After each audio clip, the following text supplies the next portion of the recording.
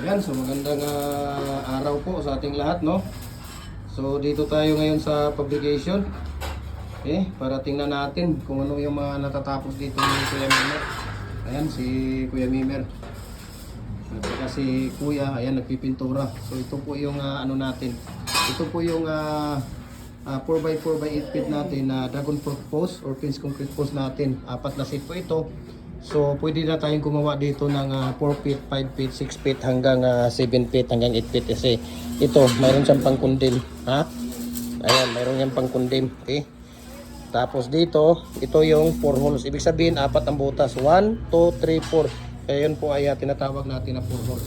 So ito nga pala ay para kay Kuya Dudong nga ito, no? Kay Kuya Dudong. At kasulukuyang seaman po ito ay nasa ibang bansa po siya, no?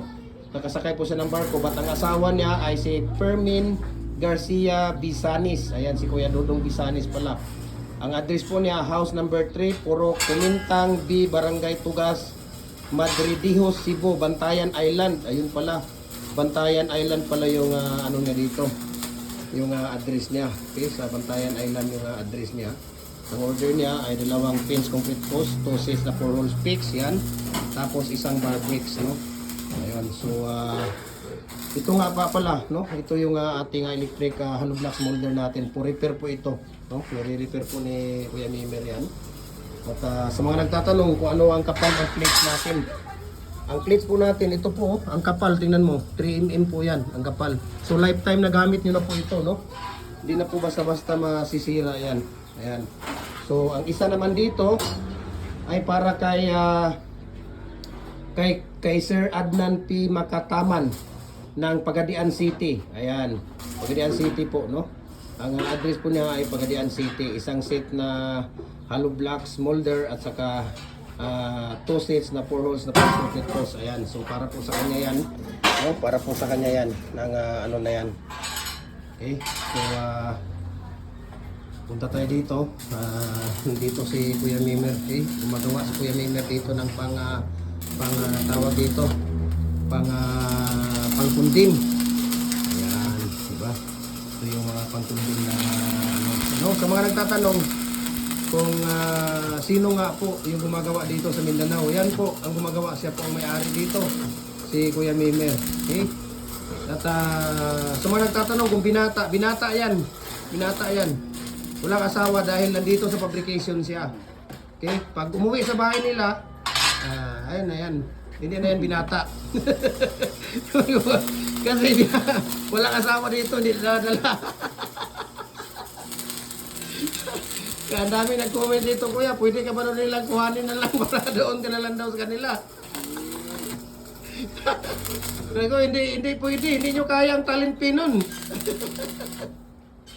Ayan si Kuya Mimer, no? Siya po ang may-ari dito. Si Kuya Naldo, ito po yung bayaw niya. Ayan, si Kuya Ray. So, ang ginagawa dito ni Kuya Ray, siya ang mga tumitira dito ng pangmalakasan hollow blocks. Ba Kuya Ray? Yan ang mga pambato ni Kuya Mimer dito, no? Kahit Sunday yan, nagtatrabaho yan. Ito ang lalaking walang pahinga. Walang pahinga to. Ayan. Tumitira yan, no? Tingnan mo, di ba?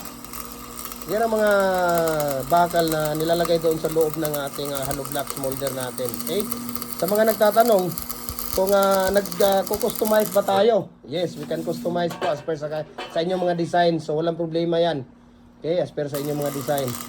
So i-message nyo lang ako at share ko sa inyo ang price list at saka shipping details. Okay? No? Bricks molder natin, hollow blocks molder, decorative natin, Kuya. Ang decorative natin, ang dami nang nagano. Binalik ko kanina ang dalawa, nagbayad ng decorative. Sabi ko, wala. Negative na tayo muna sa ano, binalik ko kanina dalawa. Ewan ko kung kailan ma-handle ni Kuya Mimer. Matagal kasi ang decorative. Matagal po gawin, totoo yan. Dahil hindi basta-basta gawin ang decorative. Pagka mabilisan at maraming trabaho dito sa publication, ano sila, tawag dito. Kailangan pag wala na, hindi na busy, saka po muna gawin yun. Dahil ang tagal gawin ng decorative. Okay? So, follow na po kayo sa ating Facebook page. Okay? Follow po kayo sa ating Facebook page. Jim Hardware, ang Kukulamber, ang Concrete Products. Balulang Brand. Gym Hardware ang Kuko Lumber and Concrete Products, ganito ang brands, Triple A and F Kuko Lumber, at saka sa ating personal Facebook account natin, okay? Felix Tan Pagikan Jr. at saka sa ating Instagram, Felix_Pagikan 2000. Ayan. So ito, mayroong beam mold. Ayan, yan po ang beam mold. Okay? May mga beam mold dito mga idol. Ayan, beam mold po yan. Okay? Para po yan testing. So concrete testing po yan. Yan, beam mold po yan. Tapos ito, mayroong size dito. Standard sigurado to. Dalawang size na standard. Mayroon dito isang molder na 4 at isang single dito na 3. Mayroon pang size dito. Ayan, na available. Okay, so ito po repair po ito, no? Electric hollow blocks molder natin. Okay? So for repair po 'yan, mga idol. Okay? So balik tayo dito sa ating tawag dito. Ayan. So ito po yung fabrication natin, no? So ilan kuya yung 4 na double lang natapos?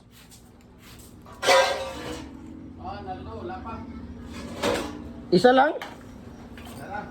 Patay tayo dito. Bakit binigay mo siguro kuya sa iba? Ronaldo, bakit na saan yung... Ha? Hindi kaya ng power? Naku, baka nakatago lang dito. Tingnan natin dito yung hideout nila. Alam ko na yung mga hideout dito eh. Okay? Naku, wala po tayo. Wala talaga oh. Punta doon, wala din. Naku. Ano na nangyari dito? Wala lahat. Ayan, double din pala mga ginagawa dito ni Kuya Mimir. Ayan o. Kuya Mimir. Ayan, double din ang ginagawa dito ni Kuya Mimir. Loblak.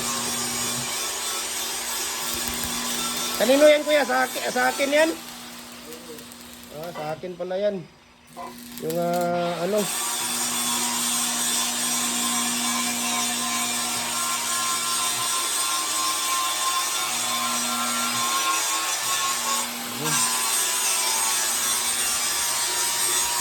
Gising-gising sila dito sa paggawa. Ayan o.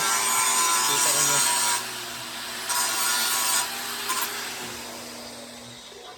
Grabe, ang init dito sa fabrication. So ito po, no? Ito po yung ano natin, hollow block pin concrete post natin. Okay?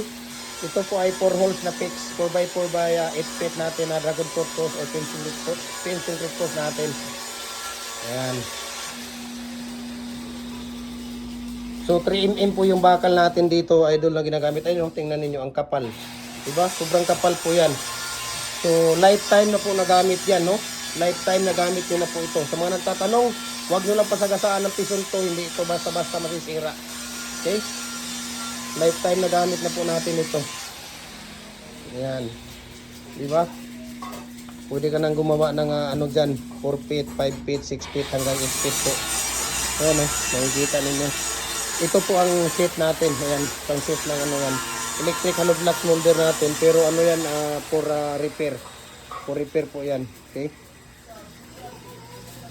Busy dito sa fabrication. Basang-basa na ako dito. Ayan. Tumitira dito si Kuya Mimir. Yan nga pala, no? Uulitin ko, itong mga kinukuha natin ngayon ay para po ito kay Sir Dodong Bizanis. Okay? Kasalukuyang nasa barko po siya ngayon, no, nakasakay.